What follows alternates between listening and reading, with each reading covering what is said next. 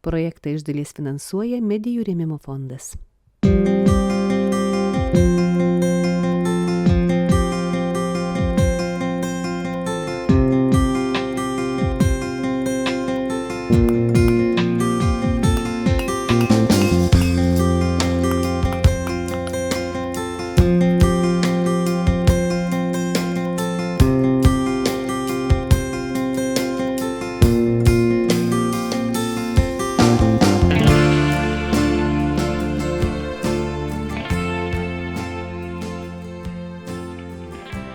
Ruduo tas metas, kai Kauną užlieja liaudies muzikos garsai. Čia vyksta tarptautinis vaikų ir jaunimo folkloro festivalis Baltų raštai. Šiemet festivalis jau 16-asis ir į jį suvažiavo vaikų ir jaunimo folkloro kolektyvai iš visos Lietuvos.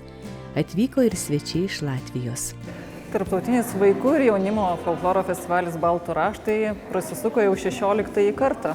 Kaunas užė iš tiesų nuo jaunimo, nuo vaikų, nuo darželinukų iki studentų, tai tikrai labai smagu, kad iš tiesų kiekvienais metais mes turime galimybę suburti tos visus jaunus žmonės. Turėjome kolektyvų beveik iš visų Lietuvos regionų, dėja neturėjome iš mažosios Lietuvos atvykusių, tai vadinasi 4 regionus mes turėjome, jų tradicinės dainas klausėme, tradicinius šokius šokome. Tai kolektyvų buvo daugiau nei 20 keli, buvo taip pat ir pavienių atlikėjų, o bendrai skaičiavome, kad per šias, kadangi pradėjome Baltų raštus nuo lygiadienio, dar rugsėjo mėnesį, tai per visus festivalio renginius suskaičiavome, kad vaikų, jaunimo ir suaugusių, žinoma, turėjome daugiau nei 1100 sudalyvavusių veiklose. Veiklų festivalyje tikrai netrūko. Programa labai plati. Prasidėjusi per rudens lygiadienį, folkloro šventė tęsiasi 3 savaites.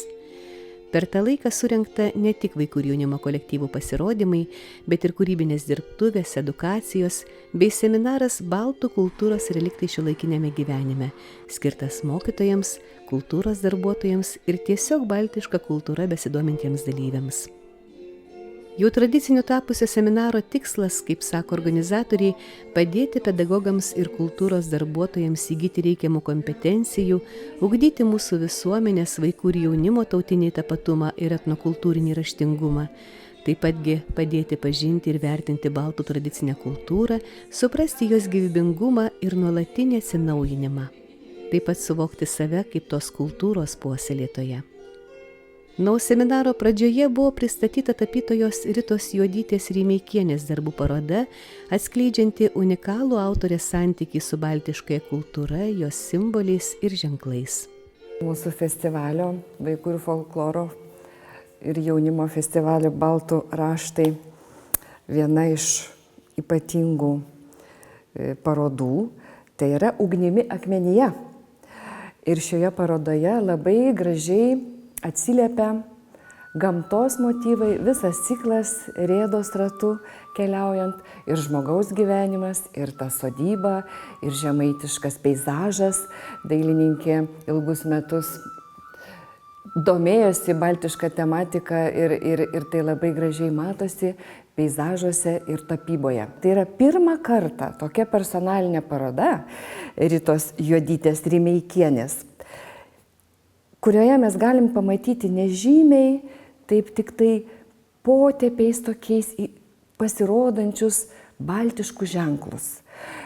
Gražu, man labai tiesiog aš džiaugiuosi, kad dailininkė randa medyje, atsiranda gyvybės medis, kažkur tai fone, ugnies gaisuose atsiranda ugnies ženklai, pievose saulė, medeliai, žalteliai, netgi tokios rugių varpos, ir yra labai gražiai išstudijuota, galbūt ir tai, kas ir mūsų savastis yra, baltiškų žmonių, ar ne, arba latvių suvokimuose, tai būtent tie ženklai, kada įsipina į žmogaus gyvenimą.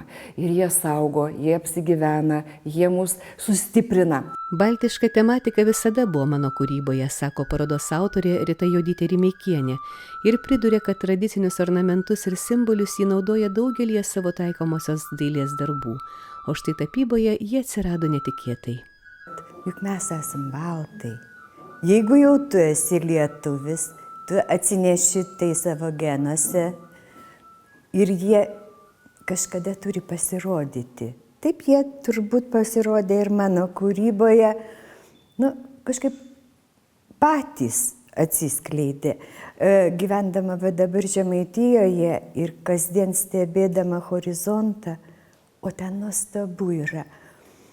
Ilgai žiūrėdama aš pamatydavau juos. Jie kaip vizija iš tikrųjų yra. Ir tik tai per spalvą, per potėpį, per peizažą jie vėl sugrįžo į mano kūrybą. O jie buvo visą laiką. Kažkada vaikystėje labai mėgau daryti juostas tautinės. Pačiu primityviausiu būdu ant knygos pasidarai matmenį ir susiliukais darai. Ir nežinau, kodėl tai buvo, bet man buvo labai gražu ir aš galėdavau valandas tai daryti, tas juostas tokias. Paskui atėjo biuseris, iš biuserio juos daryti ir ant kaklo kabinti. O tapyboje gal pirmą kartą. Taip jau tvirtai atėjo į tapybą. Ir aš nenorėjau, kad jie būtų ryškus, kad jie būtų vos matomi, nes kiekviename tapybos darbe aš noriu palikti savo mintį, savo kažkokį kodą, savo užkalbėjimą, kad darbas skleistų gerą aurą kažkokią, tai kad jis su žiūrovu taip pat bendrautų ir kad nebūtų kažkokio nepasitenkinimo ar dar. Juk kiekvieną kartą, jeigu mes pasikabinam savo erdvėje kažkokį meno kūrinį, jis turi mums suteikti minčių, jis turi kalbėti su mumis, bet kalbėti gerai. Jis turi arba raminti mus, arba uždegti atvirkščiai kažkokiem darbam, bet negali būti piktas. Šis Ritos Juodytės Rimeikienės paveikslų ciklas nėra užbaigtas. Tapytoja sako turinti daugybę idėjų naujiems darbams, o tas idėjas semiasi iš gamtos ir iš lietuviškos simbolikos. Aš nebaigsiu šito ciklo dėl to, kad tiek idėjų, viena darai, jau kita gimsta, jau nori kažką tai dar ir norisi labai daugiau sužinoti apie tai. Juk šitie ženklai tai yra mūsų protėvių kalba palikta mum. Tik reikia ją perskaityti. Kodėl ant puodynės atsirado bangelė? Todėl, kad puodynė turi būti pilna kažko tai. Kodėl atsirado liepsno ženklas? Todėl, kad puodas turi virti. Kodėl jisai apskritas, amžinai pilnas ženklas, neturintis nei pradžios, nei pabaigos. Taigi šitie žodžiai atėjo į mūsų gyvenimą, tik skaitykim juos. Baltiškus ženklus skaityti autorė kviečia ir savo darbuose. Kiekvienas ženklas duoda savo kalbėjimą. Saulės ženklas tai yra, ta kaitra, tas, kai vasara ar ne, brendi per pievą ir net akina tave, tu negali žiūrėti, ar ne, ruduo arba jau yra vėl kitoks ženklas. Taip, mes turim visus, o ąžuolas gavo tokį patį solidžiausią ženklą, tai yra aukuras. Tai yra mūsų šventieji medžiai, aukuras, kuris amžinai ugnim degdavo baltų tautose. Ir ąžuolas man turbūt pats mieliausias, turbūt medis, kurį visada norisi apkabinti. Prie mūsų tenai dabartinės sodybos auga 2 ąžuolai. Ir aš prieidama, visada taip atsargiai prieinu ir prisiglaudžiu prie dėl to, kad tai yra toks neapsakomas jausmas. Ženklai padeda man atstatyti gyvenimo ritmą, sako tapytoja. Ženklai iš tiesų mus veikia. Gal todėl tiek daug jų mūsų liaudies mene. Keramikoje taip pat. Apie tai buvo pasakojama ir festivalio Baltų raštai senųjų amatų ir paprotinės dailės dirbtuvėse, kur molio mokytoja keramikė Loreta Kvietkauskinė kvietė pajusti molį ir susipažinti su įnoringa medžiaga šamotu. Nuo senovės laikų mūsų lietuviai naudojo molį. Jis yra raudonas, turi daug geležies. Visas Lietuvos molis yra įvairių atspalvių, bet išdegęs jis yra raudonas. Stambiem kūriniam, dideliem puodynėm buvo naudojamos molis su priemaišom. Tai yra su visokiom degto molio detalėm, kurios lengviau džiūdavo, mažiau deformuodavosi. Ir naudojant jas galima daugiau išspausti visokių detalių, daugiau padidinti patį daiktą išdidinti. Mes šiandien lipdom baltų ženklus. Irgi naudojam šamotinį molį, į kuriuose atsižymi storas sienos ir kiekvieno žmogaus vidinio pasaulio atspindys. Vanduo, oras, ugnis. Kas ką mato, kas ką jaučia, tas tą nulipdo. Tai mes pabandysim visus savo norus išpildyti ir parsinešti gerą nuotaiką namo. Molis kaip medžiaga ir molio dirbiniai mūsų kultūroje užima labai svarbią vietą. Gal todėl prie jo prisiliesti ir savo rankomis sukurti kažką savą, įdomu ir vaikams, ir suaugusiems. Ir yra mūsų raudona plyta malta, kuri dedasi į patį molį.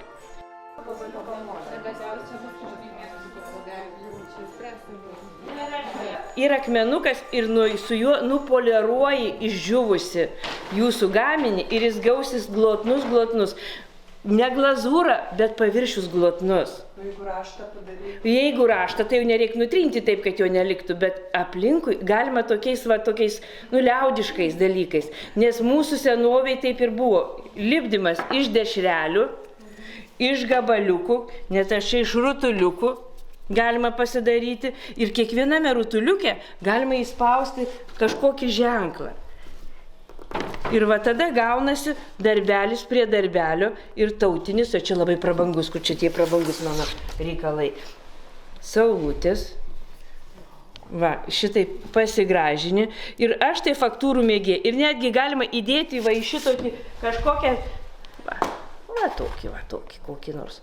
Dar iš šamoto gabaliuką įdėti. Jau jis bus toks moderniškas, nebus toks saldus. Dabar dar yra labai geri dalykai, va vienas puntukas, va, šitai, padekoruoji. Visą savo tą darbą gražiai pribaigi. Ir paskui pasižiūri, kas tau tinka, kas netinka. Jam neskauda, žinokit, galima ir padėti šalį. Jeigu ką, tai biskį drėgną skuduriuką uždedi ir vėl iš naujo lipdai. Festivalyje gausu patyriminių veiklų, kurios skatina smalsumą, įtraukia dalyvius į kultūrinį vyksmą, leidžia tradiciją išgyventi patiems. Baltiškasis kultūros paveldas aktualizuojamas ir per kūrybinės senųjų amatų dirbtuves, ir per koncertus, vakarones, dainų ratus, paskaitas ar sutartinių giedojimo ir tradicinių šokių mokymus. Turėjome labai tikrai puikių edukatorių, kurios buvome pakvietę į Kauno miesto mokyklas, o taip visą laiką, sakau, ieškome ir būdų, ir patrauklių jaunimui tiesiog renginių formų. Tikrai labai pasiteisinus yra vakaronė, vaikams ir jaunimui tikrai labai smagu yra kartu bendrystėje pabūti, pašokti. Vaikai tikrai puikiai patys geba ir dainuoti, ir šokti, ir groti visais tradiciniais tiek ir lietuvių instrumentais, taip pat, kadangi turime svečių iš Latvijos, tai ir Latvijos instrumentas, tradicinės kanklės skambėjo. Festivalis Baltų raštai Kaune rengiamas nuo 2009 metų ir turi gražią pradžią. Pirmą kartą jis buvo suorganizuotas pasitinkant Lietuvos vardo 1000-metį ir vadinosi Pro 1000-mečio vartus. Vėliau pažymint Baltų vienybės dieną šventė tapo tarptautiniu vaikų ir jaunimo folkloro festivaliu Baltų raštai. Tradiciškai festivalis išeina už Kauno tautinės kultūros centro ribų ir suskamba vis naujose erdvėse.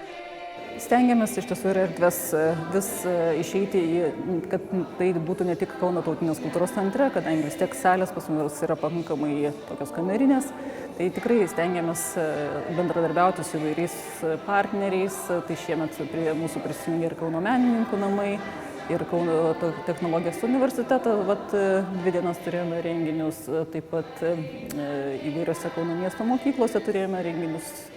Tai tas erdvės taip stengiamės išnaudoti. Šiandien festivalis suburė ne tik gausią folklorininkų bendruomenę, bet ir platesnę visuomenę besidominčią senąją ir šiuolaikinę baltų kultūrą. Ypatingai daug dėmesio skiriama vaikams ir jaunimui. Jiems sudaromos sąlygos patirti teigiamų emocijų, praturtinti savo laisvalaikį, per praktinę veiklą įgyti etninės kultūros žinių, išmokti kūrybiškai jas taikyti savo šeimos ir bendruomenės gyvenime. Tai bendrauja kartos ir tęsiasi tradicijos. Smagu, kad auga, smagu, kad mes atrandame naujų būdų pritraukti jaunimą, tą, kuris net ir nelabai galbūt domisi folkloru, ar ne? Tai mes ieškome iš tiesų kiekvienais metais vis kažkokių naujų formų, naujų renginių, naujų edukatorių, naujų idėjų, kad po truputį plėstume tą auditoriją. 16-ame festivalyje Baltų raštai prigimtinės kultūros išraiškos formoms atskleisti pasirinkta visą programą vienijanti tema – ugnis. Baltų pasaulėjautoje ir pasaulėžiūroje ugnis užėmė ypatingai svarbią vietą. Ugnies stichija tai būtis ir gyvybė. Neatsitiktinai festivalis Baltų raštai pradedamas prisijungiant prie Baltų vienybės ugnies sąšaukos ir švenčiant rudens lygiadienį. Ugnies tema plėtojama ir kitose festivalio renginiuose. Taip pat ir baigiamajame koncerte Dega ugnelė tūta tūta. Pasidainavimų rate savo programas parodė svečiai iš Latvijos ir Lietuvos. Patys renginio dalyviai sako, kad panašumų latvių ir lietuvių liaudies muzikoje bei kultūroje yra labai daug. Да, вчера слушали песни, очень похожие на наши. Да. И про... Taip, vakar klausėmės dainų, labai panašios į mūsų. Ir melodijos labai panašios. Mes Latvijoje šokam ir daug lietuviškų šokių. Ta pati dainos gal atlikimo maniera yra labai panaši, nes mūsų tos Baltijos šalių dainos vis tiek jos daugiau pasižymi tą lyrinę melodiką, to jungimu dainų. Tai gal aš manau, kad tas yra tikrai panašumas. Ta pačia tokia charakterių, nuotaikom, tos liaudies dainos vis tiek jose dainuojama daugiausiai apie mamą, tėtį, gamtos įvairius elementus. Tai va gal tas tai tikrai yra panašu. Здесь очень много близкого, родственного. Чувствуется вот эта древность и знаки. Čia labai daug artimo, giminingo, jaučiasi ta senovė ir ženklai, ir liaudies melodijos, ir dainavimo, grojimo, šokimo būdai. Tai iš senų laikų ateina tie giminingi ženklai ir dar iš viduramžių taip pat, kai mes vystėmės. Taigi tai labai labai artimi giminingi ryšiai. Ir šis mūsų atvykimas į čia tai labai džiugus momentas, nes pajunti kaimynai šalia ir jie taip pat labai artimi ir giminingi. Yra kažkokie skirtumai, tačiau jaučiasi, kad mes vis dėlto broliai. Visi 3 vaikų ir jaunimo kolektyvai iš Latvijos į Baltų raštus atvyko pirmą kartą. Tuo tarpu Lietuvos folkloro ansambliai šiame festivalyje jau tikri senbuviai.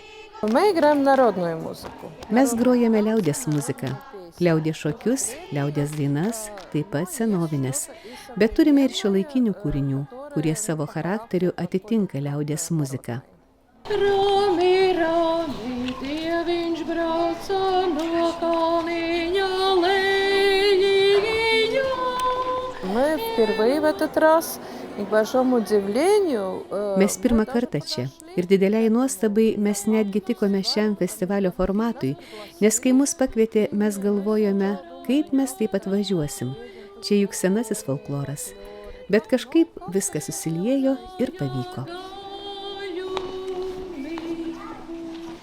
Mes tikrai ne pirmą kartą, mano dabar yra nauja karta vaikų, pačiam ansambliui dabar yra 16 metų, bet vaikai visi yra jaunesni, tai akivaizdu, kad kartos yra pasikeitusios. Tai mes tikrai esam dalyvavę čia su ankstesniem vaikų kartom, kurie dabar jau yra užaugę, suaugę ir renkasi kitus kolektyvus. Mes gal jau kokį 3 ar 4 kartą lankomės čia. Labai visą laiką smagu sugrįžti, labai vaikai laukia tų visų išvykų ir koncertų ir festivalių ir labai džiaugiamės už pakvietimą ir buvimą čia su visais, nes tai yra labai nuostabu, tu ne vien pakoncertuoji, bet taip pat ir vėl pamatai tuos pačius veidus, tai yra vadovų, susitinki, pasilabini, pasidalini gerom mintim, idėjom apie tolimesnius, gal pakalbi ir numatomus renginius, festivalius, tai yra labai labai tikrai smagu. Man labiausiai patinka ta tokia šiluma, kada nėra didelės, ta prasme, kaip ir yra scena, bet visi bendrai dainuoja, visi. Ir jeigu būna festivalio kiti, ne uždarimo ir neatidarimo koncertai, kada kolektyvai dainuoja, savo programas rodo, bet yra erdvės mažos, arti žiūrovas ir tu gali tiesioginį kontaktą turėti, artimai bendrauti su žiūrovais ir dalyviai ir žiūrovai. Vadovės sako, kad vaikai labai noriai važiuoja į folkloro festivalius. Ką duoda vaikams dalyvavimas tokiuose festivaliuose? Vaikam pirmiausiai tai duoda, aš manau, susikaupimo, dėl to, kad šiais laikais labai tempas gyvenimo yra greitas, vaikai labai visur lekia, skuba, tai tie festivaliai kaip ir tą tokį susikaupimą, scenos baimės, nes tikrai labai nemažai vaikų jaučia tą scenos baimę ir labai jaudinasi. Tai va, tai kiekvienas išėjimas tą duoda tokį sustiprėjimą, baimės tos scenos. Nes paskui tikrai vaikai sako, mokytoja sako, aš jau nebebijau, kaip man buvo smagu dainuoti, šokti. Dainuoti, šokti mėgsta ir dar aišku muzikuoti. Labiausiai gal jiem patinka tai su instrumentais groti, nes mesgi ir grojam ir su cimbolais, tai va, tai jie ir su kanklėm, tai instrumentinis muzikavimas labai jau jiem irgi patinka.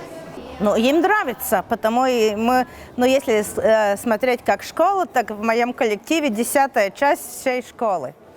Jiems patinka. Mano kolektyve dalyvauja 10% visos mokyklos.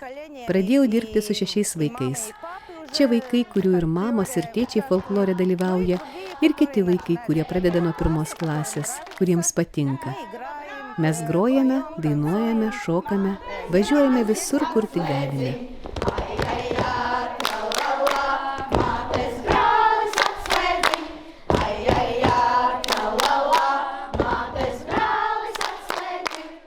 Aš manau, kiekvienas tas festivalis ar koncertas vaikams yra iššūkis, kurį stengiasi įveikti, ypatingai mažiesiems.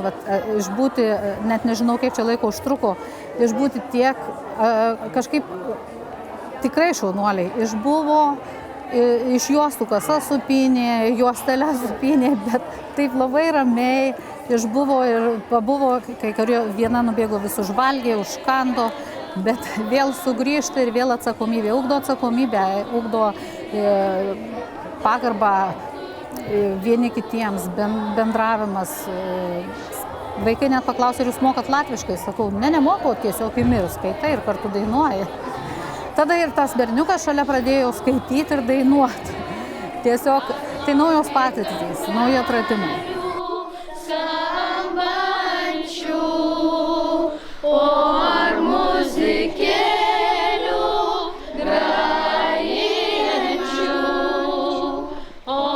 Įėjimas į sceną ir dalyvavimas tai tikrai duoda vaikams naudos ir ugdosi kompetencijos. Atsakomybė, kiekvienas turi atsakomybę, jeigu mes važiuojam, čia mes vežėmės tik vieną instrumentą, jeigu mes važiuojam su visais instrumentais, jie visi turi po instrumentą, jie visi turi mažuosius tuos dalyvius pažiūrėti, kiekvienas turi atsakomybę ir jie žino savo. Kad aš turiu prižiūrėti šitą mergaitę, šitą, aš turiu paimti kankles, aš harmoniką, aš būgną, viską.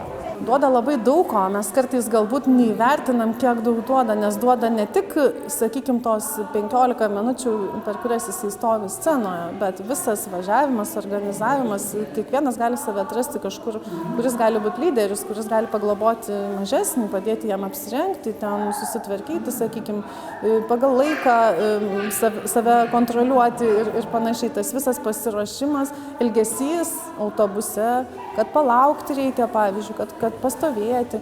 Daugybė socialinių įgūdžių gauna, jau nekalbant apie tuos visus be abejo meninius dalykus, drąsą, kaip jūs sakot, savivertė kyla, begalė dalykų, kurie naudingi vaikui ir kalbant apie vaikų ugdymą ir asmenybės ugdymą, tai labai svarbu. Viskas yra labai svarbu. Valgykit, svetelė mana, uhaha, svetelė mana, uhaha, svetelė mana.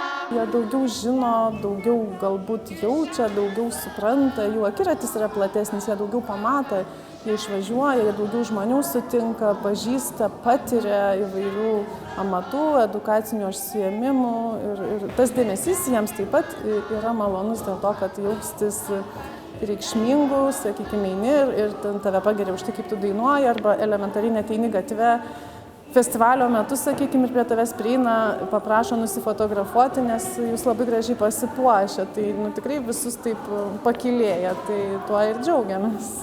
Vaikų ir jaunimo festivaliai dar svarbus ir tuo, kad čia užsimezga draugystė ir tarp vadovų, ir tarp kolektyvų. Aš prisimenu, prieš 15 metų, kaip atvažiuodavau ir jausdavosi blogai, kaip niekas nepažįsta, dabar atvažiuoja į tokius festivalius ir kviečia vardu, dabar Jonavos kolektyvų vadovai sako, iš kur būsit, gal pasikviesime Jonavą ir Krakėse buvę esame. Žodžiu, tokiuose festivaliuose bendradarbiavimas tikrai vyksta visada. Dėl ko dar yra gerai tokie festivaliai, kad tu susipažįsti, užmezgi ryšius su kitais kolektyvais, su kitais vadovais, užsimezga bendradarbiavimas. Ir tada važiuoju vieni pas kitus į svečius pakoncertuoti. Bet šiandien mes gavom pakvietimą atvažiuoti folkloro ansamblio gimtadienį, tai ko gero ir susiplanuosim tą kelionę. Vadovės neslėpia. Sudominti vaikus folkloru mūsų dienomis nėra paprasta, tačiau tie, kas ateina, dažniausiai pasilieka jame ilgam. Tikrai sunku. Ir aš sėdžiu ir kalbu ir galvoju, kodėl tų vaikų kaita tokia didelė. Nes kiekvienais metais, dabar po dainų šventės pakeitė vaikai vyresnėje į mokyklą ir viskas, ir jie baigė. Aišku, tie vaikai buvo negimę Skriaudžius, jie buvo atsikraustę į Skriaudžius. Ir jie išėjo. Tai buvo laikina stotelė ir jie išėjo. Dabar sakau, kodėl tokia kaita, kodėl nėra tokio vaikų užsidegimo. Sako, technologijos. Taigi technologijos vis tiek savo daro. Kur yra greitai, kur greitas vaizdas, kur tu gali paimti ir greitai viską padaryti, o čia išmokti kankliuoti, tai tu taip greitai tikrai negali, tu turi sėdėti ir dirbti. Tai imlų laiko, reikia labai daug noro ir todėl. Bet jums pavyksta vis tiek, kažkaip pavyksta jums? Kažkaip man pavyksta, nors kartais rankos nusileidžia, bet kai nors maža sėkmytė atsiranda, tos rankos vėl pradeda kilti. Tai va taip ir gyvenam kaip amerikietiškuose kalneliuose. Kylam, leidžiamės. Ir nuo vadovo labai priklauso, ir nuo vaikų labai priklauso, ar jie motyvuoti ateina, ar jie ten kažkaip priprašyti, atvaryti, koks jų yra tikslas, ar dėl socialinių kokių valandų, ar dėl to, kad tėvai liepia, bet jeigu tikrai patys nori ir įsijungia aktyviai, tai yra dirbti vienas džiaugsmas.